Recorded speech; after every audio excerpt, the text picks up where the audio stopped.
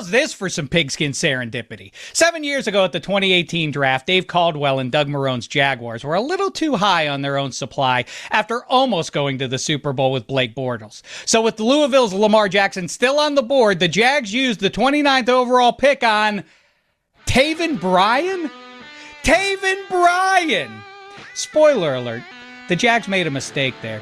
Doug Marrone's been an O-line coach ever since, and earlier this week, the Baltimore Ravens signed to their practice squad, you guessed it, Taven Bryan. Or was it Brian Taven? Either way, forget about the Jags. Let's talk about the team that did get Lamar, and more specifically, their head coach. You remember the Reese's Peanut Butter Cup ads? Guy eating a chocolate bar bumps into a woman scooping peanut butter straight out of the jar while she's walking down the street. You know, like people do. Point is, the combo made magic. It's kind of like that with good football coaches and great QBs. Both work on their own, but together, they can provide an even better outcome. There aren't many great QBs who've won Lombardis with lousy head coaches, and vice versa. But how often has the great coach, great QB formula not yielded at least one Super Bowl trip? Now listen, John Harbaugh's nice and consistent. He won a Super Bowl with Joe Flacco, but of course had to pay that worth it but heavy Super Bowl winning QB tax after Flacco won that Lombardi. But then they missed the playoffs in 4 of the next 5 years. And by November of 2018, Baltimore was under 500. And here's the part a lot of people forget. Look it up if you don't believe me. Harbaugh and ownership actually agreed to part ways after the season. Until Flacco got hurt, and rookie Lamar went in, and the Ravens went 6-1 and won the division. And see, Brian Daboll, there's hope for you yet. And Harbaugh unpacked those moving boxes, and in 2019 went 14-2, and Lamar won the MVP, and Harbaugh got tons of credit for his nimble genius. And they all lived happily ever after. Except 7 years later, still no peanut butter cup. The Lamar Harbaugh Ravens, were a lot of people's Super Bowl favorites, and 1-3 in the 17 conference playoff era wouldn't be a killer, but it wouldn't be good either. Not with Lamar's ongoing postseason habit of being a little less good, and now Derrick Henry's fumbling issues, and this garbage defense. And if the Ravens don't turn things around soon, Harbaugh might be asking Doug Marrone to mutually agree to put in a good word for him. Well, unless Taven Bryan has a good arm. Or Brian Taven. Ooh, Russell Wilson. Brian Daboll knows what I'm talking about. Let's start the show.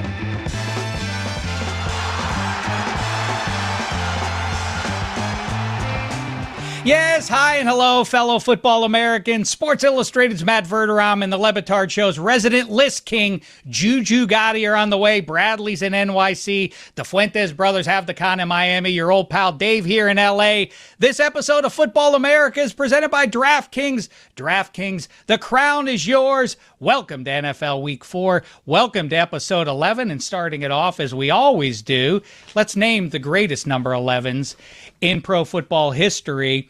I've got it, fellas. Danny White, the guy who took over for Roger Staubach in 1980 and did pretty well. Drew Bledsoe started a Super Bowl, of course, for Parcells and the Patriots. The former Micah Parsons. Champagne Tony Eason, who started Super Bowl 20 against the Bears, got replaced by neck roll Steve Grogan. I have Alex Smith, but number one, I think it's hard to quibble with. It's Larry Fitzgerald. Did I miss anybody? Dante Culpepper, maybe, but I mean, Larry Fitzgerald easily number one. Like Dante Culpepper, yeah. Culpepper's a good. Go ahead, Brad. I got Sebastian Janikowski. Seabass, yeah, left-footed. Oh yeah. First-round kicker. Yeah, first-round kicker. Oh, yeah. I'll also say Julian Edelman, who's definitely the best player to ever play in a Super Bowl with a concussion that he hid.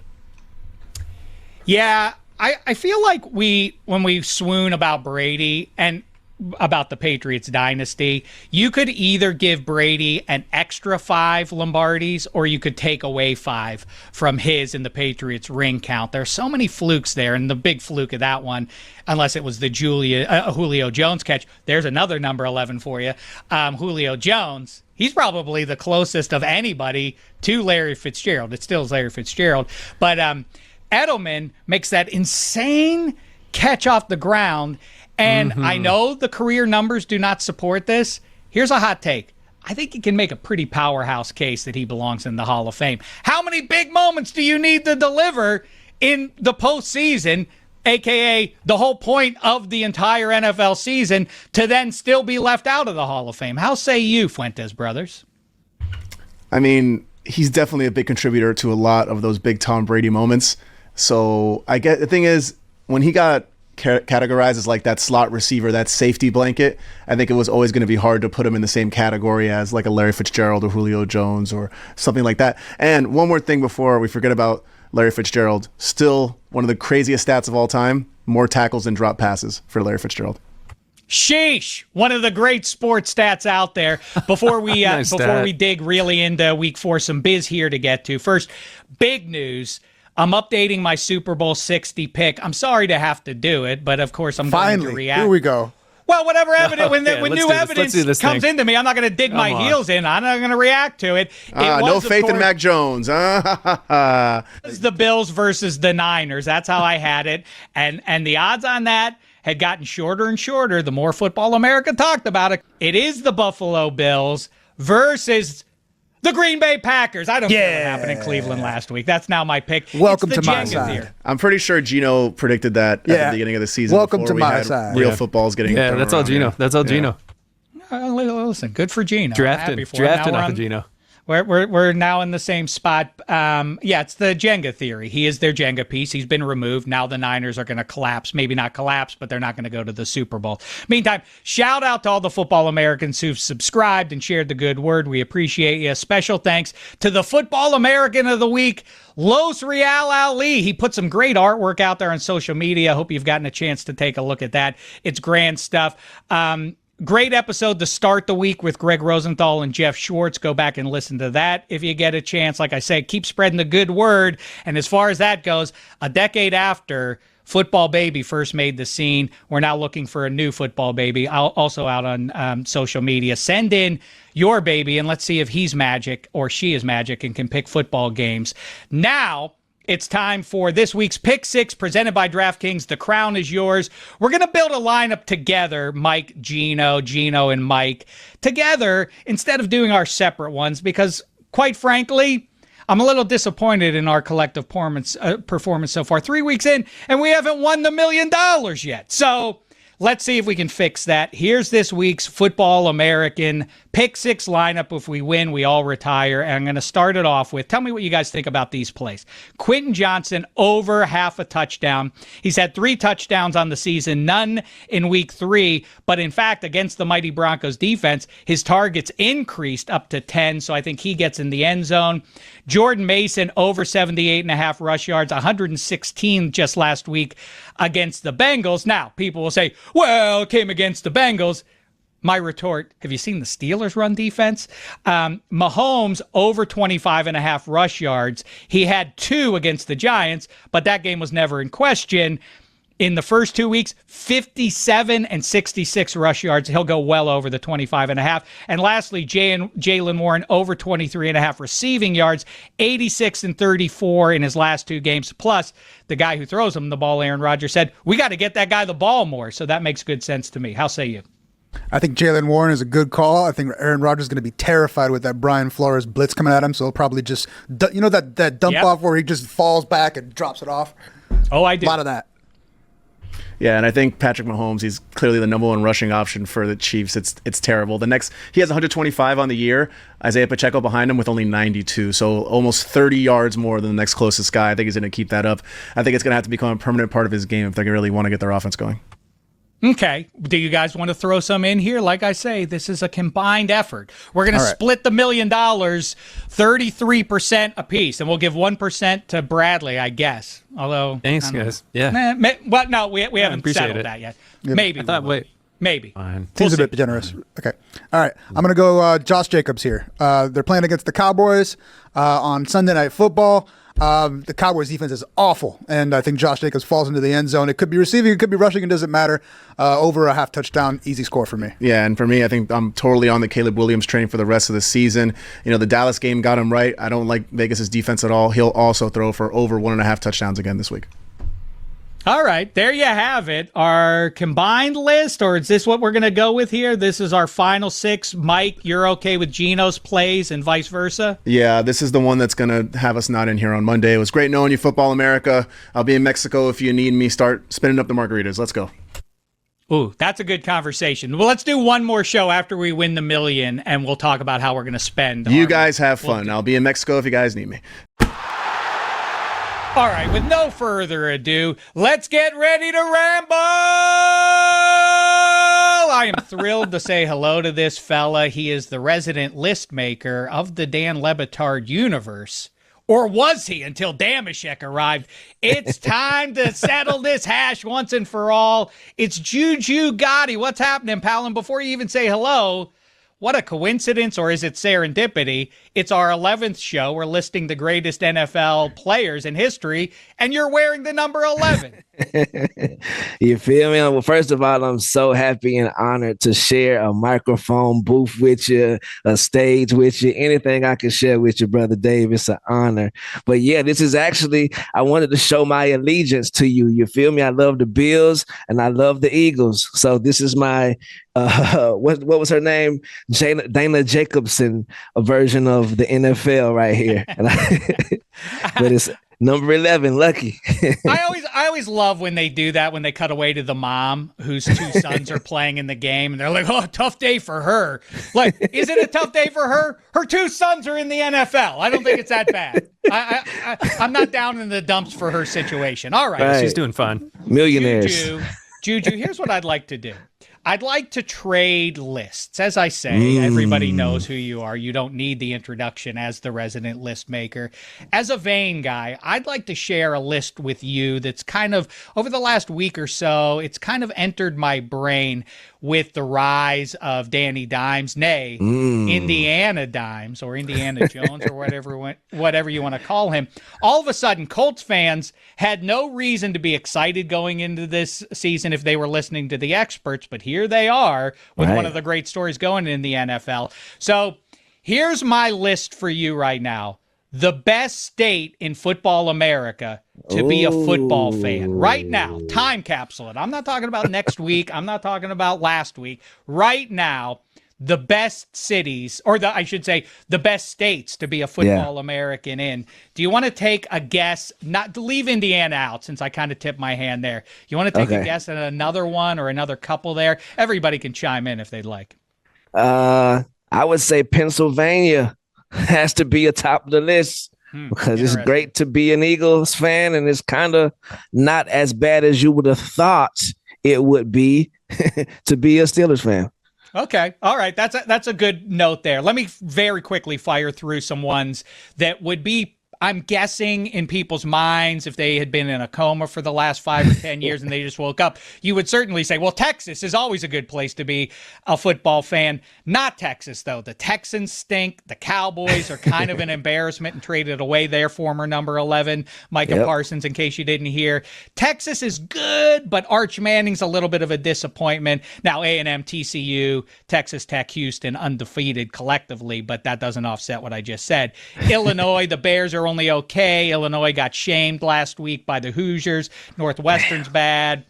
It's not Missouri. The Tigers are undefeated. But what else is new? The Kansas City Chiefs are dragging down the whole state. So, okay. Tell me what you think about this. Where's Cali in all this? You got USC's 4-0. You got both the Rams and the Chargers are doing pretty good. San Francisco's 3-0. They're in there. They're in the just missed category. Also, New York, you have the Bills riding high right now, and the Cuse is 3-1. Their QB got hurt, though. Michigan. And we got Jackson Dart, baby.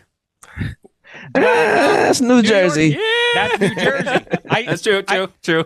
Point I made taken, no point mistake taken. by omitting the Giants and the Jets. They belong to the Garden State. Fair. Michigan That's has fair. the Lions, and they have Michigan, but Michigan State's no good.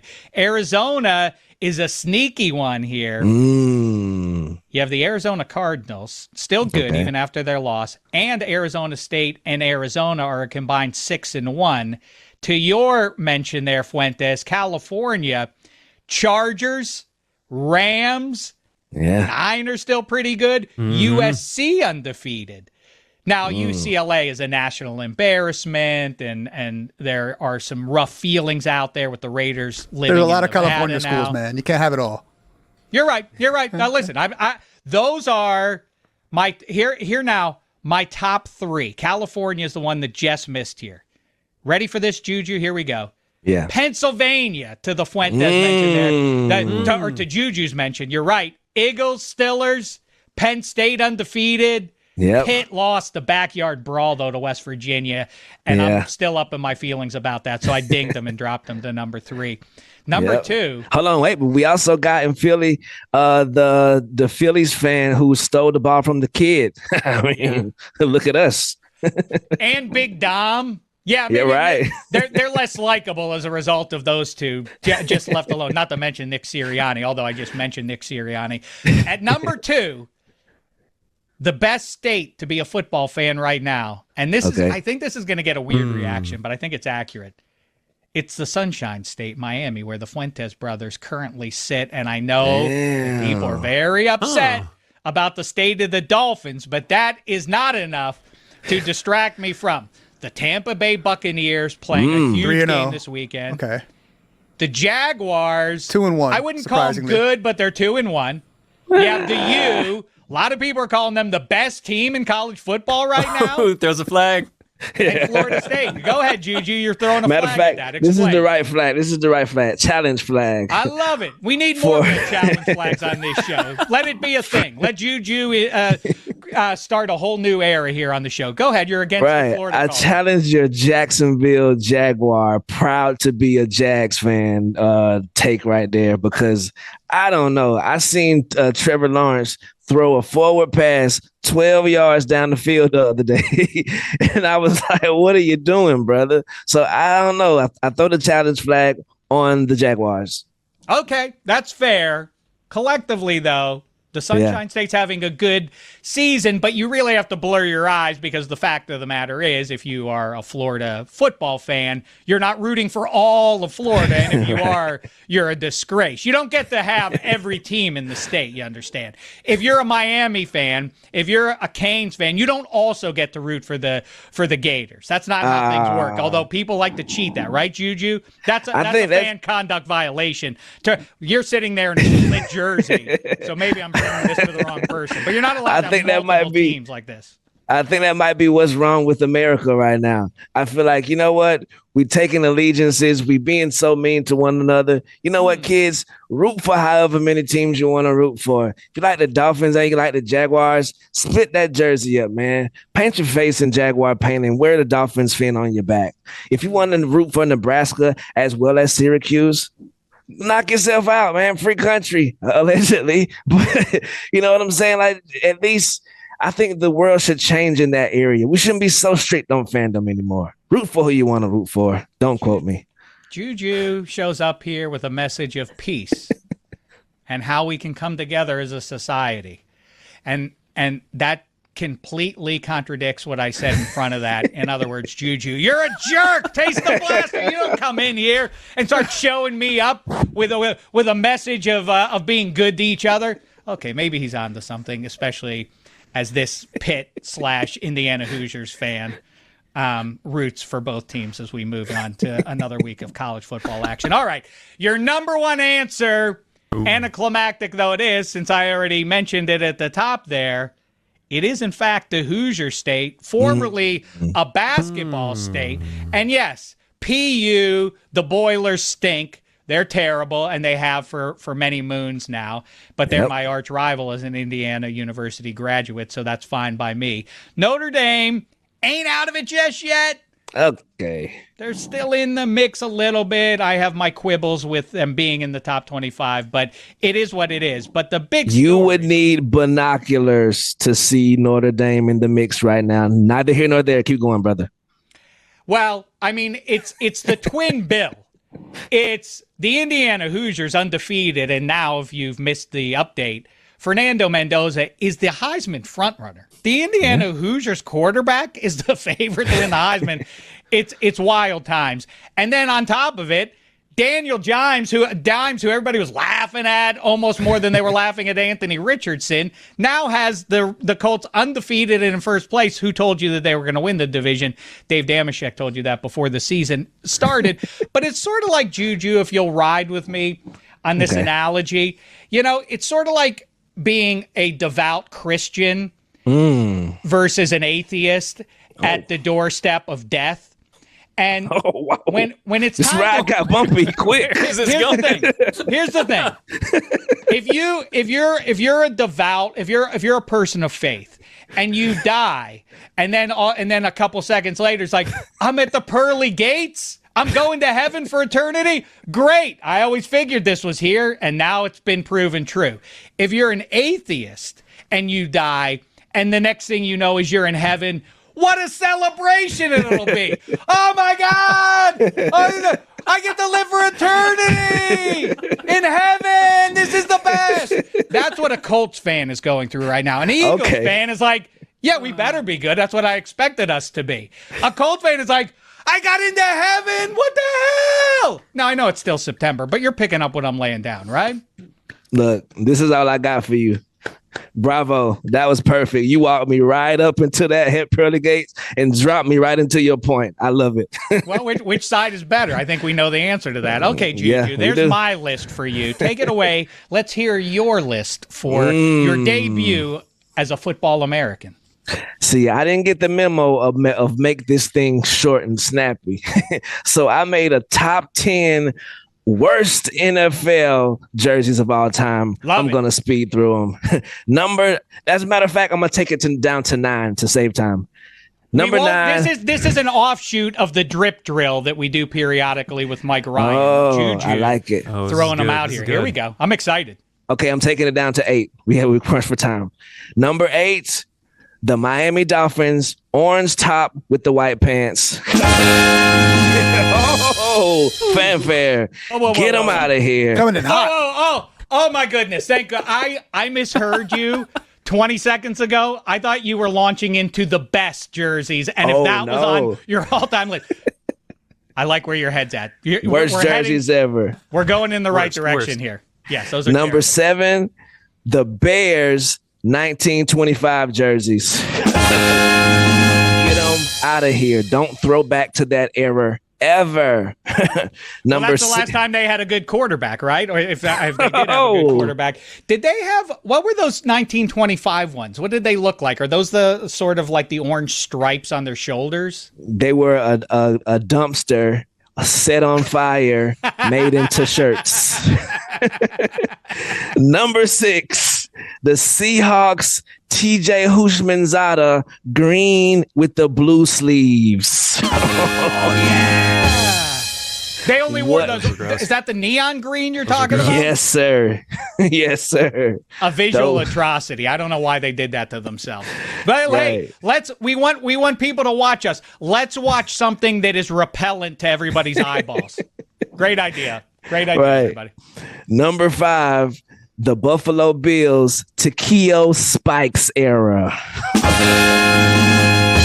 Can I go one further? Yeah. That to me, unless you float one that I've forgotten here, that is, I think, to me, the worst uniform that I've ever seen in NFL history. I like. Yes. It was 2 colors of blue, but neither one of them was light blue. It was like 2 slightly different royal blues plus red plus gray plus fat. Right. With a red helmet to top off the cherry. Get out of here. Shiny pants. The whole thing was a mess. You're right. Number 4, the Philadelphia Eagles Carolina blue and yellow jerseys. Senseless. And I don't care what the history books say about, they had those at one point. It's to say, but the Red Sox do that now, too. Exact same color scheme. Yeah. So that should tip you off, Philadelphia, that you made a mistake. Donovan McNabb and the rest of you wearing those. It's such a shame, too, because the Eagles have, I think, on the short list of best retro uniforms available, the 1960 ones. Yep. Mike Vick wore them once. The green, the royal green, the Kelly green hats and the white pants. Simple and grand, right? Right. Randall Cunningham. Yeah, eat your heart out. I love those. Yes, he looked good too. Number 3, the Broncos 1980 yellow and brown. Yellow and brown socks. What are we doing? Do not throw back to that ever. What? Jay Cutler is rolling over in his damn grave every time you wear those jerseys. Did Cuddy have to wear those? I didn't remember Cuddy. He's so pleasant all the time, so I can't imagine he would have had the Broncos fans actually protested. Those jerseys were so bad that they protested. We need new colors. Like, that's how much the fans hated it back in the day. Is that where the orange and blue came from? Really? Yep. I didn't know that. I think it's funny. I think they're regionally specific. I think they fit San Diego sand and, beach vibes and the Padre, a Friar and brown. I think they look good there. And the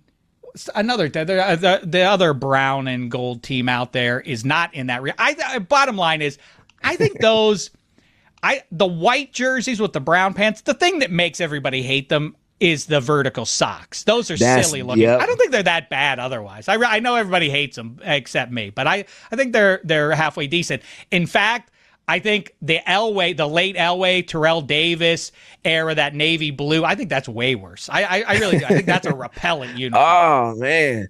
But, I mean, that's like saying, you know what? I like your outfit except that shirt. Like, for the NFL, we see the socks. So, no wiggle room there. It's like when the broadcaster says, like, hey, as a matter of fact, this offense has not played that badly aside from the turnovers. Right. Like, yeah, well, those do happen to count in the box score, and they do impact the final result. So I think they are not just a small matter to gloss over. Okay, touche. Yes, sir. Number 2, the Pittsburgh Steelers, 1933, black and yellow. It met in a V, but had a logo here. Ugh. You know what? I'll take that. I was worried you were going to go with the jailbreaks. Don't go with those, because those look cool. I know that those look good. You don't see those often, but that doesn't make them bad. Those are the most striking get-ups there are. I don't like when they wear the Steelers wear the gold hats. I'm with you completely about the way throwbacks. It looks like they're wearing a baby carrier. You know those papoose Bjorn. things? Yeah, baby Bjorn. That's exact. If you look at it, they're wearing a baby Bjorn carrying the Steelers' old logo on it. Right. I don't care for it. Yes, do away with those. Right. And the number 1 worst jersey combination uniform NFL of all time. The Green Bay Packers, navy blue and khaki pants. Those with the leather helmet. Get out of here. But it's like a fake leather helmet too. It's not right. Like an imitation fake helmet. Right. I admire the effort. I haven't really leaned into that, where I come down ultimately, because it's kind of cool that it looks like an actual leather helmet. No, but then again, just pull a leather helmet over what you're already wearing or something like that. If you're going to go that far. Yeah, I think you're right, Fuentes. That is about now. The worst, I don't know about that JuJu Dynamite stuff here. Before we let you go, though, since you're down south somewhere in the state of Georgia. By the way, Georgia, not the best place to be a football fan. Thank you, Falcons. The dogs are right back where you expect them, but the Falcons are not where I expected them to be in the NFC South standings so far. Go Yellow I'm curious Jackets. about this. Can you? Yeah, that's right. Can I? Yeah, they pulled a big upset there and all of that. Quickly. What are your thoughts on this? Okay. Why does it seem, and maybe it's just my perception, but I think by record and otherwise, you can check this out in terms of Lombardi count and everything else, the AFC South is pretty much the worst division in the NFL, but I wouldn't say the NFC South is draping itself in glory either, even with the Drew Brees run and Sean Payton that they had. And, the Panthers have been to a couple of Super Bowls, but overall, I guess you had the Brady mercenary year too. But still, neither division. I would say those are the 2 worst divisions almost every single year. Do you have any logic of why this would be the case? See, what had happened was Mercury was in retrograde. I think about a couple weeks before the AFC South and NFC South were created. You know, that's a bad omen. It's pretty much a bad omen. I think they walked under ladders while during the meeting of naming the teams. Crossing that in front of a black happened. cat. Yeah. You see what I'm saying? Yeah. Gino, he was there. He knows. He it. got the same information. Yeah, it was The bad. Panthers chose their mascot to be a black cat. Right. You're inviting a I hadn't even thought of that. Yeah. Come on. Right, come on, man. There's a lot of stuff that happened back in the day down south that I think kind of cursed the people who created them. We need new directions. New leadership would change everything, but that's never going to happen. Well, in SEC country, when it comes to the NFL, it just means less. It means a great deal, however, to me and to all football Americans to hear JuJu Gotti's voice here on Football America. We appreciate the time, Pally. Don't be a stranger. Let's do this again sooner rather than later, eh? Yes, sir. Absolutely, man. Thank you so much for having me, brother. Good times with JuJu Gotti, everybody. All right, this guy's one of my favorite in the business. You know him from his great pages and his talking for Sports Illustrated. He also does that football show on the KC Sports Network, and he's the host of the Matt Verderame Show on Patreon. It's Matt Verderame, everybody. What's happening, pal? How you been? Good. How are you doing, Chuck? What a pleasure to speak with you once again. I know you're probably, as a fan, a little down in the dumps given the state of your Chiefs, but they have a chance to turn it around. And how, as we jump into the picks here, and we'll tick them down 5 all the way down to 1. Big game for the Niners, I think, this week. I suspect you were listening intently to the top of the show, but just on the off chance you missed it, I announced that the Niners ceiling has lowered, Jenga theory and all that. The Jenga piece of the 49ers defense is Nick Bosa. He's been removed. That means they can maybe make a playoff run, but they are not going to be playing a home game in the Super Bowl this year. How say you? Oh, no, I didn't. I mean, look, I may be a lower on them than you in the sense. I never thought they were much more than a team that could maybe win a playoff game. Like they've gotten old. They've gotten really old in a lot of spots. Trent Williams is old. Now Nick Bosa's out again. This is, I believe, the second time he's blown out his knee, and he's out for the year. Look, I mean, Ayuk's still coming back. I think the Niners, could they win the division? Maybe. I think the Rams are significantly better, quite frankly, than San Francisco is. But to give the Niners credit, they found ways to win. This week against Jacksonville, like they get a Jaguars team that's won 4 games in the history of the franchise in the Pacific time zone. They just don't win out there. And even though they're 2-1, I don't know that you've been overly impressed by Jacksonville. They barely scraped by Houston. They beat a bad Carolina team. I think the Niners get to 4-0 this week, and yet still I'm not really. There's nothing that makes me think this team is going to make a deep playoff run. Okay. Well, I'm now off of the Niners as a Super Bowl contender. I think if the Jags pull this one out, and I think they have a chance to do it, they will be a very sneaky 3-1 sitting there. But okay, let's get into it. At number 5, if you have a limited window of time to sit down and watch pro football on Sunday, these are the games you absolutely positively want to be tuned in for. And if you want to make it a little more interesting, we're about to try to help you do that. Packers, Cowboys, classic rivalry, goes without saying. Made even better by Jared Jones, for some reason, trading Micah Parsons. All this talk about, well, we won't trade him within the NFC East, but you did trade him to the arch rival for decades and for half a century. That's who you traded him to. Anywho, Cowboys +7 without CeeDee Lamb here. 47.5 is the total on this one at the time of the recording. How say you on how this one goes, Verderame? I know it's a big number, especially if you're on the road, but I would take the Packers to win and to cover. To me, here's the number that scares the hell out of me. It's 126. That's the amount of pass attempts Dak Prescott's had this year. That's the most in football. And if Green Bay with that pass rush knows that you've got to sit back there and throw the ball to a CeeDee Lamb-less offensive team, not good. Like, that is not – they're without Cooper Beebe up front. They are missing multiple linemen at this point in time. The first round rookie that they just took, Booker, he's out for 4 to 6 weeks. Like they are just in a bad way right now on offense, and that defense is horrendous. Caleb Williams threw for 298 without even trying. Russell Wilson threw for 450 and then got benched after one more game. Look, Rashawn Gary is kind of the quiet man in all this. He has 4.5 sacks. He's leading the NFL. Like, everybody's talking about Parsons, and Parsons has been great. but Gary's reaping the rewards of it. That's right. I think this game could get out of hand in the second half, and they've got to drop back and throw the ball.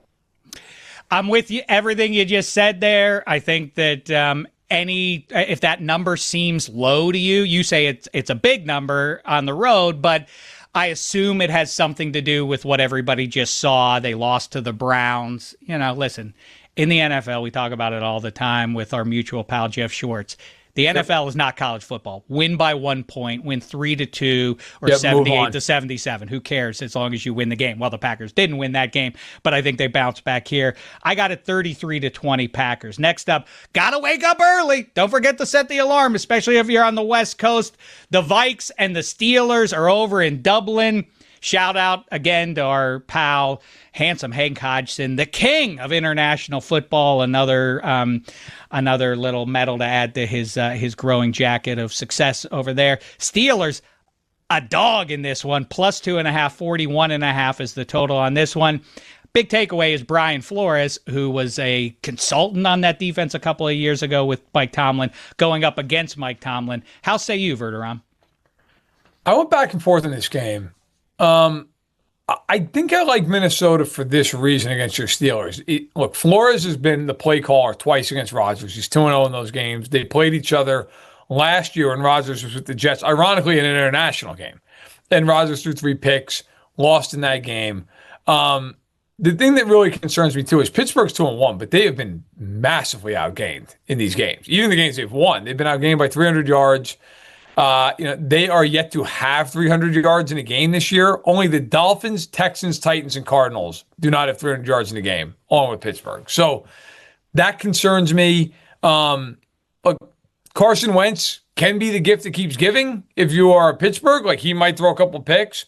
I think if you're the Vikings, you're trying to mitigate that as much as possible. They're getting Jordan Addison back this week.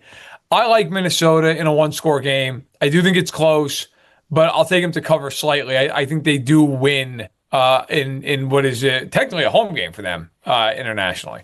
Well, I've got it, by the way. I'm with you. I've got the Vikes winning it 24-20. And I think that something I've been pointing at for the last week or more is that, Aaron Rodgers, it's nothing to do with his skill set. It has to do with his age. And he, like Peyton and Brady and Breeze, when they're on the wrong side of 40, don't want to get smacked around. And so he's getting rid of the ball a tick early. I think that gets further exposed by Brian Flores. And on the other side of things with Carson Wentz, again, I'm riding with KOC. I'm not riding with the guy at the trigger, but for what it matters, this was an act of choice. I know trying to get Kirk Cousins out of Atlanta would have cost way more than signing Carson Wentz off the street. But in a way, I think that was vaguely telling. You could have undone things and said, let's give ourselves the safety valve named Cousins and bring him in with the kid sitting down. They wanted to get Carson Wentz. They trust him. It can be a punchline to the rest of us, but I trust KOC and I do trust that defense. And I think that my prediction is, and I hope to be wrong as a Steelers fan, I think this is the game where what I'm talking about and what you talk about, the offensive line and Rodgers trying to unload the ball a little more quickly, really gets exposed. And by the way, one more thing about the Vikings offense, I think Jordan Mason has a chance to gash him. And you say, well, he did that last week. They did that last week against the Bengals. And to what Verderame just said, have you seen the Steelers defense this year? It ain't any good either. It's not been good. It's not been good. Okay, next up, I know that Verderame, he's the guy who led the way on this call. Not very many people were talking about this 3-4 years ago, but Lou Anarumo was the secret sauce of the Bengals being playoff and even Super Bowl relevant. For some reason, we can talk about that another day. The Bengals decided to move on from him. Yeah. I predicted before the season this would be a Vic Fangio, poor man's Vic Fangio level success for the Colts. So far, I've been made to look smart there. Colts at the Rams, LA laying 3.5, 49.5 is the total. I like the Rams as much as you. The only thing that concerns me is Matthew Stafford's ticking time bomb of a back. That's the only reason why I can't go all in on that team. But anyway, in this one, how say you? I like the Rams to win at home. If it was in Indianapolis, I might take the Colts. Look, Jones has been great. Legitimately, he's been really good. I think he's third in passing yardage in the league. He's been everything they could have ever dreamed of and then some. Look, defensively, we're going to find out how good they are because they have played 3 teams that have no offense. The Dolphins are terrible. The Broncos are not terrible, but offensively they're not good. And the Titans are horrific. This Rams team is going to stress them. And I think the big key to this game is can they stop Kyren Williams? They have not been great against the run this year. That has kind of been the one weak spot for them. If Williams can run the ball, that opens up time of possession. It opens up if they can score touchdowns off of those drives. Then all of a sudden, that Rams defense, which leads the league with 12 sacks, can get after Indy. Now, that's the matchup. The Rams defense, 12 sacks, tied with Denver for the most. Indianapolis, best sack rate in the league against, 2.2% of the time. Who wins that battle? Well, I think if you can run the ball, you can get ahead. You can force him to throw the ball more predictably. It changes things. Look, I think the Rams win like 26-22. I have them like covering by a half a point. I think it's right on the mark. I think this game's really hard to bet. I would shy away from it because I think it's right around the total. I think it's right around the number. But I do like the Rams. I think they find a way to win this game, get to 3-1. And you mentioned Kyren Williams. You know, there's some buzz around the Rams that Blake Corum's is really pushing hard to become a 50-50 split, and there might be some value in doing that. But either way, yeah, they're grinding them. They should be able to. It's funny. I've been talking lately about or laughing about when people. When broadcasters, when the color analysts have nothing else to say, they say something vapid like, this team fits the identity of the blue-collar community that they represent, as though people in Miami or Los Angeles are incapable of enjoying dominant defense. Like, well, I don't know what my eyes are looking at. I only can respond to the splash of all that. Their defense, like you say, the Rams I'm talking about, and same thing goes with the team they share SoFi with. That defense is real good. But, man, that Rams front seven is for real. Yes. So, yeah, I'm with you that this one comes down to pass rush. I'm going to go with you. I'm going to ride with the Rams here. And if the double whammy happens, the story emerging out of the AFC South may well be like, oh, the Jags are in first place? There's a potential that could be what we're talking about come Sunday night. Sneaky, super important game because, as I said to start the week, the winner of this one is going to be the number 1 seed in the NFC. Hear me now, believe me later. It's the Eagles. It's the Bucks. The home team in Tampa plus 3.5, total 43.5. Look, first of all, the Eagles this year have not run the ball well at all. Barkley's averaging 3.3 yards per carry. And part of that is they're banged up front at times. Have been at times. Part of that is I think teams are basically saying, listen, you're not running the ball. Like, we are going to do whatever we got to do to take away the run. It doesn't feel like the offense is gelled. Didn't have to be fair to Philadelphia. They came back against the Rams and had a huge run in the second half. Hurts threw for over 200 yards in the second half. I feel like if they're going to beat Tampa, they're going to have to throw the football. Like, you're not going to run all day on Tampa with Vita Vea inside. It's a defense, by the way, that is 5th best in the NFL, allowing 3.6 yards per carry. So how do you explain that? Kalijah Cansey out. If you would have told me he's not going to be there, he's one of their 3 best defenders, and this was not a touted defense coming into the year. I explain it because they have Todd Bowles and they run blitz the hell out of everybody, and they're just going to make you beat them. I mean, they drafted Benjamin Morrison, they drafted Jacob Parrish on day 2 of the draft this year, slot corner, perimeter corner. I think this game comes down to, can Devonta Smith and A.J. Brown toast that secondary? Jamal Dean is the one corner they have who's a good player.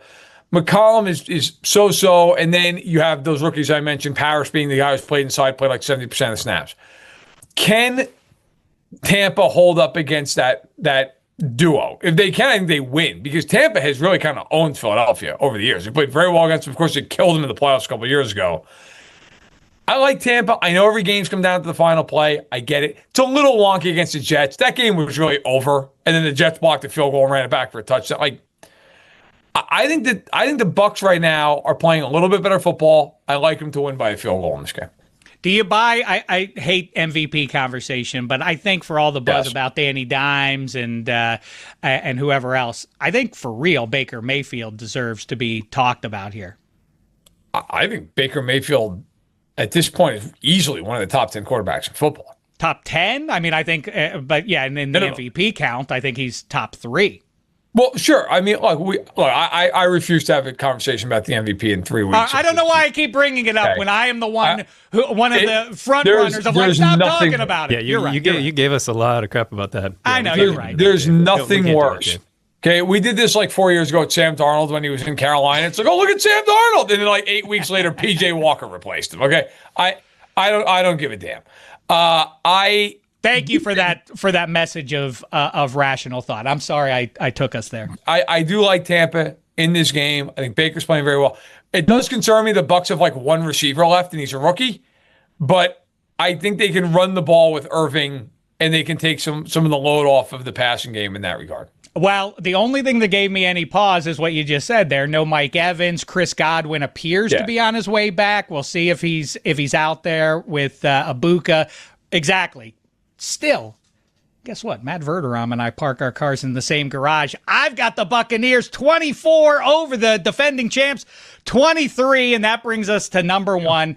And this one feels massive. Now, I did the monologue at the top about the importance of the game to the Ravens, where they sit, and how bad it would be to get to 1-3, specifically for Lamar Jackson. We can pretend that it doesn't make a difference as long as they're in the tournament. It does matter, though, if they have to play a third game. And that one seed is getting pretty far in the rearview mirror, and specifically because we have not seen a consistently high level of performance, or as high as he plays in the regular season from Lamar Jackson. Yeah.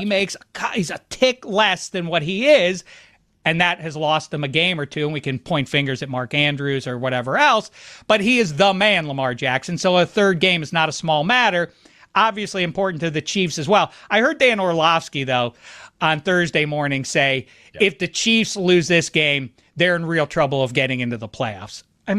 There's 7 teams, okay? There's 7 teams a conference. They're not in real jeopardy. Also, has anyone seen the AFC? You might be able to get in the playoffs at like 8 and 9. I don't think. Maybe. I don't think there's a huge. Look, the Chiefs are making the playoffs if they're not hurt.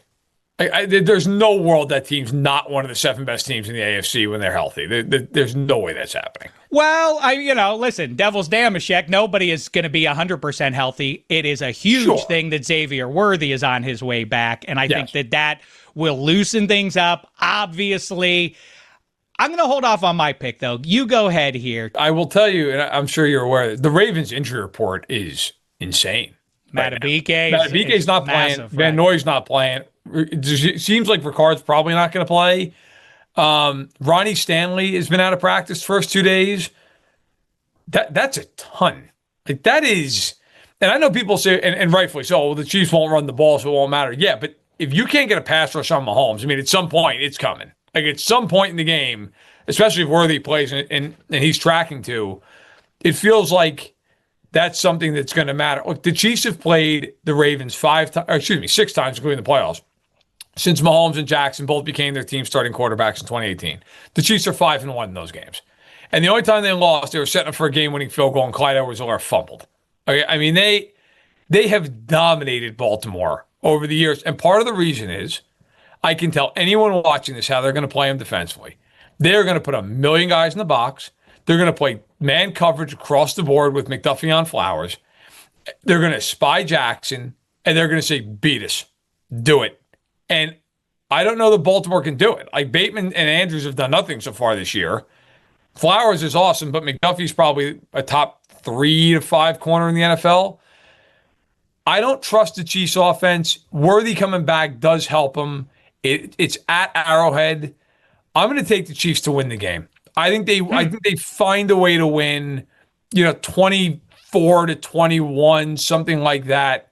If it was in Baltimore, I might go the other way, but the injuries are just massive. It's a lot, and they're on a short week on the road. You know what? I hear all of that, but I think that the Ravens are better right now than the Kansas City Chiefs are. I think Xavier Worthy is a factor. I've got this one with the Chiefs a home dog at 2.5. Baltimore 31, Chiefs 24. There you have it there. Before we let you go, real quick, just give me a pick on this one. The Bills are laying 16.5 to the Saints. What do you think about a number that big? 35 points. I think they're literally You're doing that one? 10. Yeah, I think the Bills, look, they'll score so many points in that game that I think the Bills ball them out. I think the Bills beat them by 3 scores. I'm a negative Nelly on that. 16.5 in an NFL game. A lot That's of too points. much. I know the Saints stink. The Saints are awful. Take the Saints. We hope you enjoyed the show. Keep spreading the good word to all your friends. Be a great football American. We'll talk to you on the other side of week 4 to break it all down and try and make sense of it for you. Until then, for everybody at the Le Batard universe, thanks so much, football Americans. It's been a thin slice of heaven.